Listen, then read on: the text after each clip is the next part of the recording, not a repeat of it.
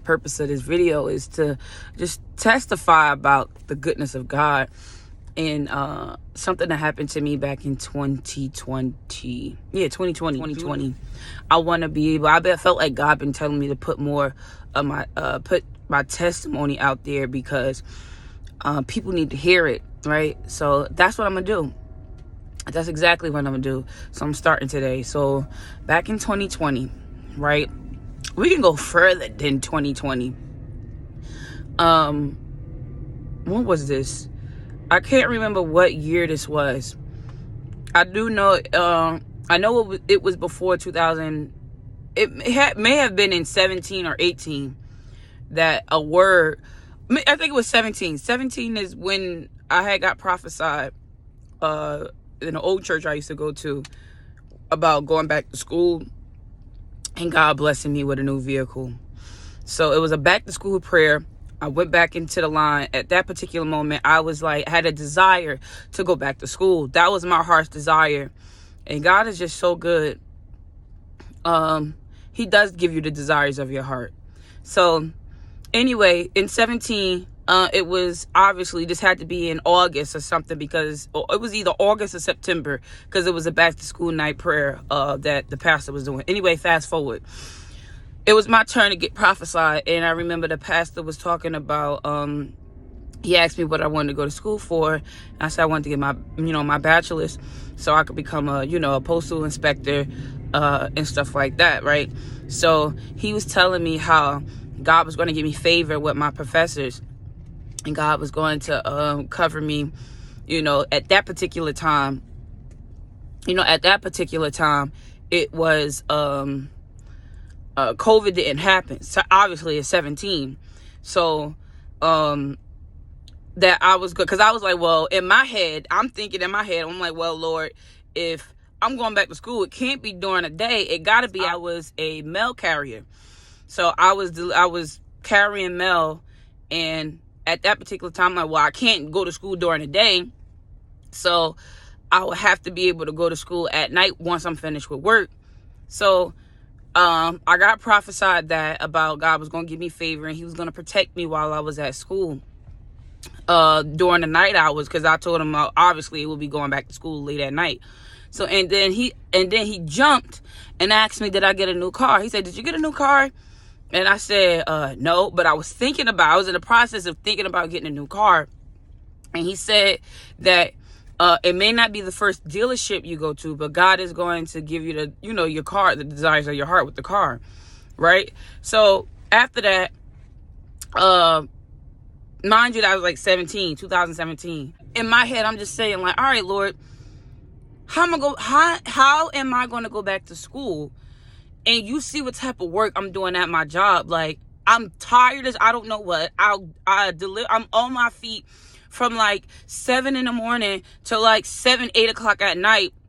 And I don't even have energy to go wash up and eat. The only thing I want to do as soon as I get home is go to sleep. I don't even want to eat. I don't want to do nothing else.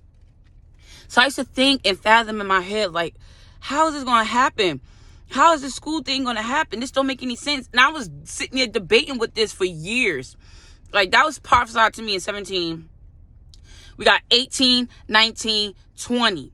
So 3 years I've been going back and forth.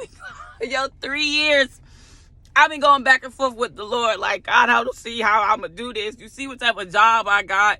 Like, this got to change. Like, come on. Like, how am I going to go to school and work for the post office delivering mail? This is nuts. So let's fast forward this. But you know what? Hold on. Before we get to that part, we're going to talk about the car part, because all of this is going to, it comes together, right? So 2000, that was prophesied to me 17, right? So I believe either 17 or 2018. I was like, you know what? He prophesied to me two things. It was going back to school and a car. So I was like, Lord, I need a new car. I need a new car now. So my desire was to have always wanted a Durango. And I just didn't know how I was going to get it. And every time I would see somebody on the street, I don't care. It's because I was delivering mail. I was a city carrier, so I will always be walking on the street. And I love being a city carrier because you was able to just, be around certain people, different people, and you was able to walk. And a lot of things that was on my mind, I was able to, it was a stress reliever. In some aspect, it was a stress reliever. But I didn't like the fact that, that's another story for another day. Being a mail carrier is not for the weak. Anyway, but there was pros and cons that I liked, hate, and love about being a mail carrier. Long story short, every time I would see a person that had the car that I wanted, the truck I wanted, I would literally go walk up to them and be like, yo, I'm so happy. I'm so grateful that you got, this car. And I'll ask them how they like it, this, that, and the third. And I'll just be so happy and grateful. I don't even know these people. And they'll come up to me like, yo, I'm happy that you happy for me. And you don't even know me. And I'm like, yo, I don't. But I'm happy because I'm believing God for him to bless me with the same car you have. So I will go up and just make conversation with people and just think and be like, look, your car is nice. And I can't wait for God to put me in that same, and put me in a car too. I don't know when he's going to do it, but I know he's going to do it. I just don't know when. So, or if I would see a Durango park, I would go and lay hands on it and be like, Lord, I thank you that I have this truck. I thank you that you are blessing me with this truck and I have my heart's desire. So long story short, I end up going to the first dealership because of and it wasn't the car. It wasn't the Durango I wanted. The one that I wanted, it was either black or white with they call them the racetrack, lights in the back, the lights that connect, that go all the way around. That's the one I wanted, but I didn't get that one. I got a one with the regular lights in the back, but I remember with the prophetic word that I received, he said that it may not be the first dealership. And me being fast, I jumped on the first dealership. So I was like, okay, even though this is not the exact one that I want, I'm still grateful for it. And I truly was. I would sit there and lay hands and touch it. Like, Lord, I thank you. Even though this is not the one that I wanted, I don't think I had the faith capacity to believe God for the one that I really wanted. So I settled myself with that, but I was still grateful. So I got the truck, right? So fast forward, 2020, June 6, 2020, the year of the pandemic. The pandemic, everything shut down. Not carrying mail, we still out there, even in the pandemic, delivering mail. This is how God just did like a whole, he brought everything full circle. So I'm in my car and I'm delivering mail. I get my route done. So I'm doing overtime on someone else's route. So I get there a little early and I start my route a little early. So it was a guy on the route, customer, and it was a hot day and it was COVID. And he was like, oh, my lady, do you want a bottle of water? And I said, yeah, because it's hot. So I took the water and I went back to my car, right? And I'm sitting in the truck that, I got it was what year was that? I think that was 13. I had a 2013 Dodge Durango. And I'm sitting in it. And at that particular time, it was certain things wrong with the vehicle, right? Well, yeah, it was certain things wrong with the vehicle. So, but I was in the process of getting it fixed so I can, because it wasn't the truck that I wanted. I was trying to get it fixed and sell it and get the one that I really wanted. So I was doing a lot of overtime. It was a lot of overtime that was heavy during 2020 because it was in the house and everybody was doing a lot of online ordering because no one was outside in the street shopping. Everybody was doing the online ordering. So it was a lot of overtime available during that COVID year. So I took my break and I'm in my car, my window down, my driver's side window is down. So I'm in my car. I got my chair leaned back just a little bit, right? Because I was tired. Because mind you, it's hot. It's like 90, pushing 100 degrees outside. So I got my phone, got my one earpiece in my ear. I always have one open because I always want to hear what's around me. I want to hear what I'm talking about. I mean, what I'm listening to, and I want to hear what's my surroundings.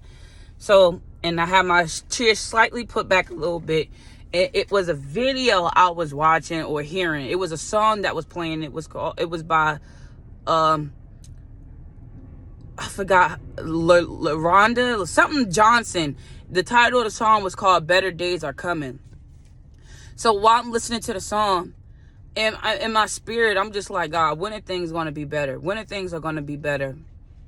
And then all of a sudden, some random guy come up to my car and pulls my head to the driver's seat. Like, pull it to the window. So I'm thinking it's a coworker playing a trick on me, because I'm sitting there, in my mind, I'm talking to the Lord like, yo, God, when things are going to get better? This random guy comes and pulls my head, and I pull my head back like, bruh, what are you doing? And I'm mad because I'm like, in my mindset, I'm like, yo, you interrupting you pissing me off. I don't even, what are you doing? I really thought this was a coworker. But then I looked and realized it wasn't a coworker. This man was carjacking me. So when I looked over, I was like, oh, Sweat, I don't know you. And he pulls my head back over and he tells me to get the F out my car and leave everything in it. Mind you, I got my phone in my hand. I got the mail on the other side of my car because I had to go back to the office to get my overtime so I could do it. So it was the mail sitting in the passenger side of my car. And he took everything. The only thing I had on me was my arrow keys, and it was the case for my scanner. I think I had my scanner with me. I had my scanner case, and my arrow keys. That's all I had. And he told me to get the F out, leave everything in there. So in my brain, I'm like, oh, all right, let me just talk this dude out of this. And then immediately, God was like, no, do exactly what he's telling you to do. That's exactly what I heard in my mind, in my spirit. God said, no, do exactly what he's telling you to do. So I'm like, all right. So I'm like, all right, I'm getting out. I had to leave my phone. All I said with this dude, I said, all right, man, I'm doing exactly what you're telling me to do. I'm opening the door. Don't kill me. Please don't kill me. He had a box cutter to my neck. He actually scratched my neck, but he had the box cutter right here, pointing in my neck. So I'm like, all right, don't kill me. I'm doing exactly what you telling me to do. So I get out. I got my hands up like this, and I'm walking out the car, and he just squeezed past me, and the car was off. He had to literally start the car, and then he took off. So in my mind, I'm like, yo, this just happened to me. So I thought the right thing to do after that was to cry, but I couldn't cry. I was trying to force myself to cry, but I could not cry. I was like, all right, forget the crying part. What's next? So I was like, I got to call my supervisor. And then I'm like, I don't know my supervisor's number.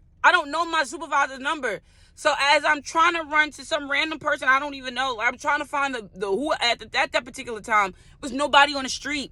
So I'm like, yo, I need a phone and I need to call my supervisor, but I don't have their number. So I'm thinking, like, how am I going to get in contact with my supervisor and let them know this just happened to me? So later on before that day, right?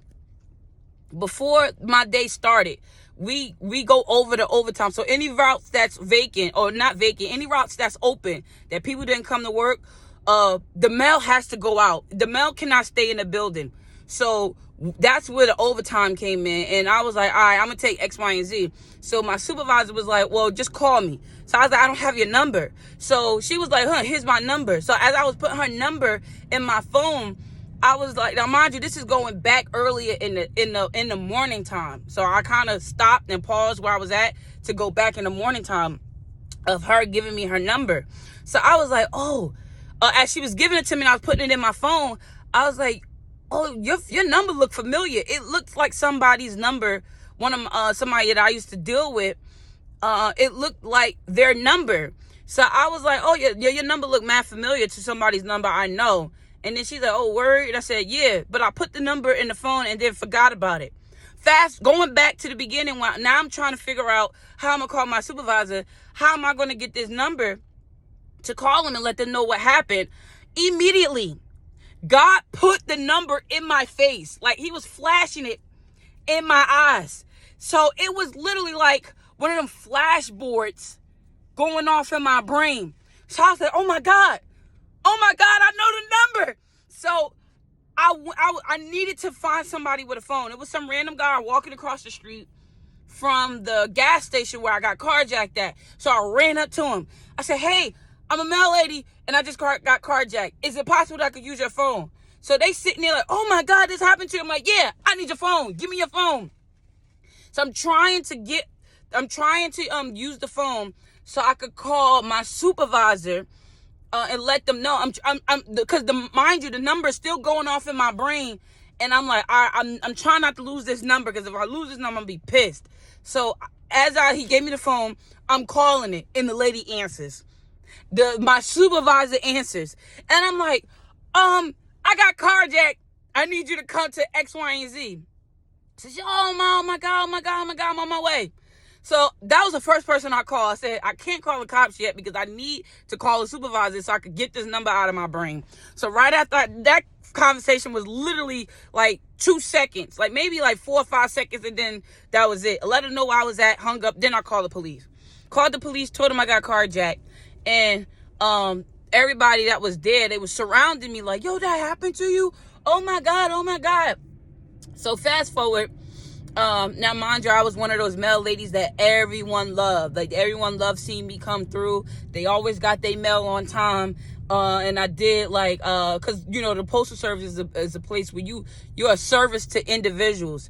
So you have to serve the customers. I always gave excellent customer service. So a lot of them didn't look at me as a mail lady. They looked at me as family, because I went above and beyond delivering these people mail to them, especially the older ones that needed their medication, or people that was looking for their checks, because where I delivered mail at was a poverty-stricken area, and I know most of these people was looking for checks either for dope purposes, or or the ones that I know that was looking for dope purposes. I wasn't like trying to give them their check, because I was like, man, I'm gonna bump that, because I ain't trying to be part of that. But the ones like the older people or the women that had kids, I went above and beyond for them to be able to get to, like, before I started my route, I would give them things they was looking for before I started in X, Y, and Z. But anyway, long story short, I used to always talk to like the drug dealers, the crackheads, and the police officers. I didn't care what level of success you was on. Either you was up and you was popular, or you was up there, or you was like one of them middle people that just worked and went to school. Worked and came home. Or if you was a crackhead in the street, I will always sit and talk to you on the street. I didn't care, right? So this one particular officer, he was like, yo, you the mail lady from down the street? I said, yeah. He said, this happened to you? I said, yeah, it did. He was like, dang, I didn't know, I'm sorry. So as he came and approached me, this 10 minutes later, after I called the police. So after I got done talking to him, maybe 2 seconds later, I hear on his walkie-talkie that they got the vehicle and a suspect. So I'm like, that can't be me. Because I just got carjacked. Like, ain't no way that they got my vehicle that fast. And he was like, nah, they did. They got the guy and they got him. I said, man, come on, Lord. That was fast. And I was like, whoa, because stuff like that don't never happen that fast. Like, it takes days or weeks, or sometimes you don't even come across your car no more. So anyway, prior to that, in my head, I'm like, God, you know that I'm trying to get a new vehicle. I pray to God this man totaled my car. I said, God, I pray he totaled my car, because I want a new one. So that was my next thought. I'm like, did he total my car? Did he total it? So then I asked the officer, I was like, was the car totaled? He's like, I don't know. So it was a bunch of other police officers that came. It was postal police, and it was the regular police officers that were surrounding the area that came. And they eventually told me, yes, my car got totaled. And I was like, yes! I got mad excited in that moment. I was like, thank you, Jesus. Thank you, Jesus. Thank you, Jesus. because I had full coverage on my car, and I didn't have to like go through the extremes of what I was doing to purchase a new car, and that man just totaled my junk, and I was so happy. But that's not even the exciting part. Like, after that, after my car got totaled, there's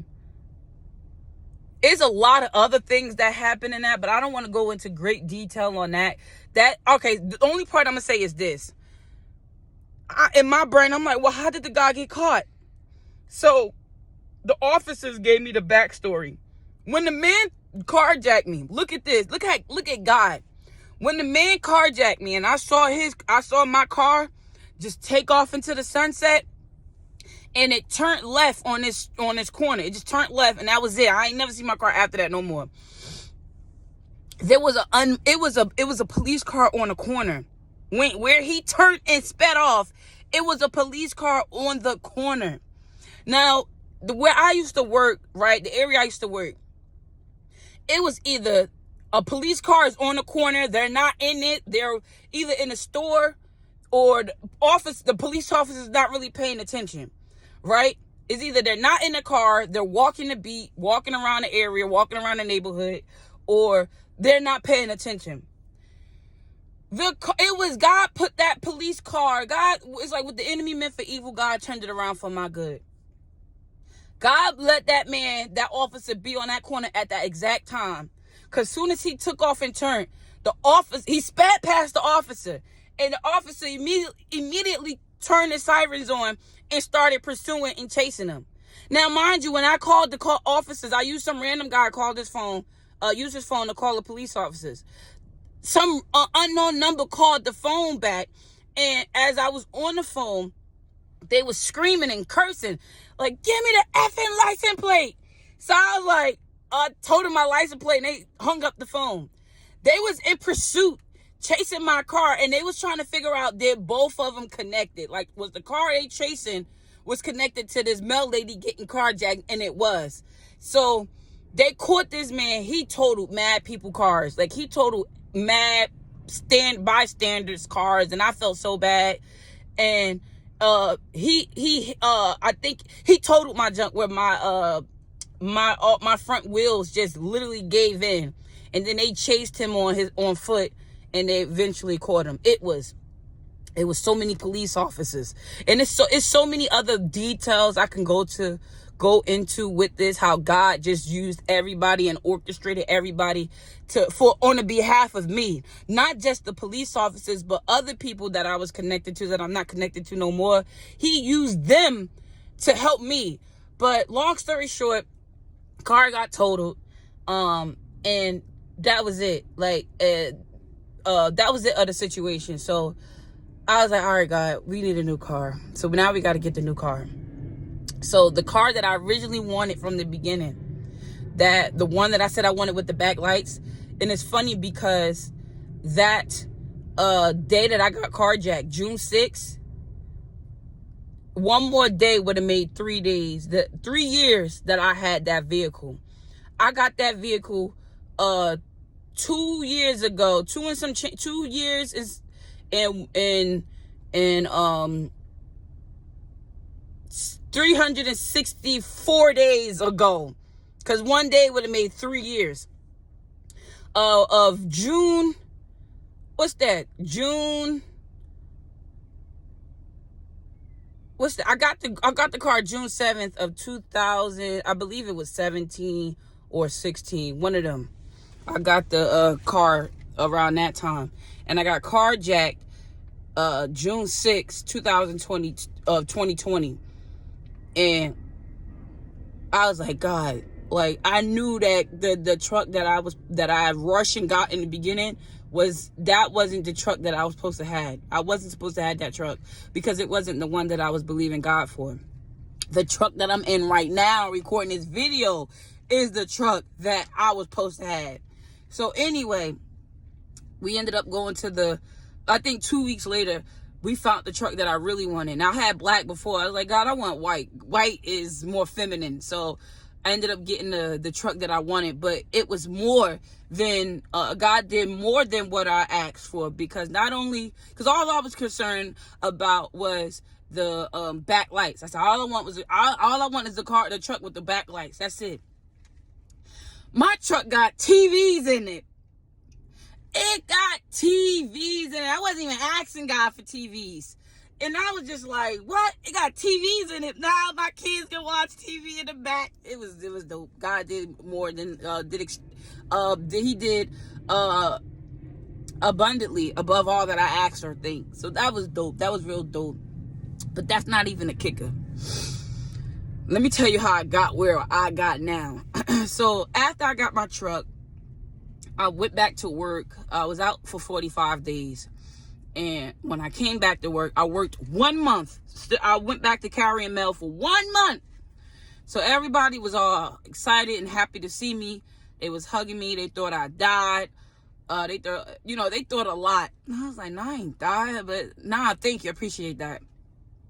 Some random guy on the route. To my eyes, he looked like a crackhead. But this could have been an angel of the Lord. He came up to me and he was like, "Oh, Mel lady, I heard what happened to you. I never seen this guy on my route. Never in my life. I've never seen." Now, mind you, I told you I always talk to the crackheads. I always talk to the drug dealers, and I talk to the people that own buildings, the neighbors, the residents of the area, and police officers. I talk to everybody, any and everybody on my block, because that's just what I did. I always talk to everybody. I've never seen this guy before. And he was like, "Oh, Mel lady, I heard what happened to you." I was like, "Yeah, man, that was crazy." So he was like, "You know what? I'm going to pray for you." So when someone says that, I'm thinking they just saying it just to say it, or whatever. They're going to pray for me in the psychosis of their mind and call it a day. So he was like, "No, I'm going to pray for you right now." So we in the middle of crackhead century, just holding hands. And I didn't care. I didn't care, because I always talked about Jesus to people. And we was holding hands, and he was praying for me. So in the midst of him praying, I said, "Lord, if this is of you, I receive it. If not, I don't want nothing to do with this prayer." That's what I'm saying in my head, because I'm kind of judging him because inwardly I'm kind of judging him because he's a crackhead. But then a part of me is not judging him because he's praying in Jesus' name. Everything that he was saying was like, it was ringing bells like, yo, this is of God. But I still, in my mind, I said, "Lord, if this is of you, I receive it. If not, I don't want nothing to do with it." Now, this man, after he prayed for me, he went into prophesying to me. He said, "I see God bringing you up out this situation. I see God giving you a transfer," right? I see God giving you a transfer and taking you out of this and putting you to something safe. So I'm like, okay. And he started prophesying other things. I think about praise dancing unto the Lord. And I'm like, okay, well, Lord, if that's of you, I receive it. If not, I said it again once we walked off. That was it. So I did 1 month of working as a carrier. And then that's when this COVID thing came out for people with children. You can take 3 months off of work with only receiving a certain amount of your pay for you to be able to take care of your kids. So when that came out, I put in for it. I said, "Man, bump that. I'm going to take 3 months off of work." So then I went out for 3 months. Within those 3 months, mind you, in the beginning of when I started this video, I said that God prophesied and told me that I was going to get a new car, the new car that I wanted, and I was going to go back to school. Within those 3 months, I started school. And I was so happy. I was like, "Oh, wow, God, you are really doing, like, your word is really coming to pass. Like, this is crazy." So I started school. And also, I was able to spend more time with my kids, because my daughter will cry and be like, "Mommy, I want you to stay home because you always at work. And I don't want you to go to work. I want you to be home with us." And I was able to still be home with my kids, right? I was able to spend more time with my kids. And also, we got an opportunity to go to Disney World. I always wanted to go to Disney World, but for some reason I was always scared to go. So within those 3 months, God just put it on my heart to go to Disney. And we was able to go to Disney World. I was able to take my mom, my niece, my 2 kids, and myself. And nobody had to pay for anything. I mean, my brother gave me money, but he didn't have to. For his niece, for his daughter, I mean, he gave me money for her, but he didn't have to, because I paid for everything. I paid for the plane tickets. I paid for the hotels, and I paid for the tickets to go, like the Disney tickets. And them tickets is not expensive. We went to Disney and went to Orlando, and we went to this spot called the Upside Down House in Florida. So that we went to all 3 of those things, and it was dope. And I paid for everything. God bless me, not I. God gave me the money, not I. God, Jesus gave me the money to be able to sponsor that whole trip. He sponsored that trip, and we was able to have fun, and that was awesome. I thank God that I was able to do that. So while we're in Disney, right? Look at this. That was 3 months. That was like that wasn't 3 months. It was coming up on 3 months. We went to Disney in 2020, November to December. So, and I had to get, my 3 months was almost over, and I had to hurry up and get ready. Cause, how am I supposed to say this? My time was coming up to the point where I had to get ready. I had to go back to work. So the second day in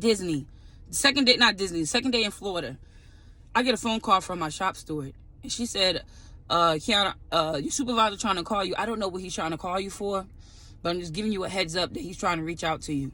I said, okay. So my manager calls me, supervisor, manager, whatever he was at the time. He said, hey, you got a transfer. Do you want it? Yes or no? And he immediately brought me back to what that man said. That man that said that 3 months ago, saying that God was going to bring me out of this situation. And I was like, yeah, I want it. So I had to go find a Staples somewhere in Florida to go, because he emailed me. I had to go take the papers and sign them, and then email them back over to him. And after, that process was over, we finished our time in Disney. And as soon as I got back from Disney, I was no longer a mail carrier, and I got transferred into the building. And it's been the best thing ever. Like, because mind you, I said that God, remember I was saying how, I'm like, well, God, how am I supposed to, go back to school with the demand of the job is just too much. Like, God was like, okay, start school. I started school after I was out for that 3 months due to COVID with the kids. And then he also opened this door. So now the building I'm in, I'm still able to go to school. The amount of work is not demanding to the point where I could be able to work and go to school at the same time. And it's just a blessing. And God has truly answered my prayers, starting back from me getting that word back in 16, 17, about God saying that he was going to put me back in school and give me the car that I want. And all of this, just a full circle of God's blessings it's just crazy. And God is in the midst of still doing something else. And I cannot wait to this testimony come full circle, because I believe that this testimony, just like this one, is going to bless people in a tremendous way.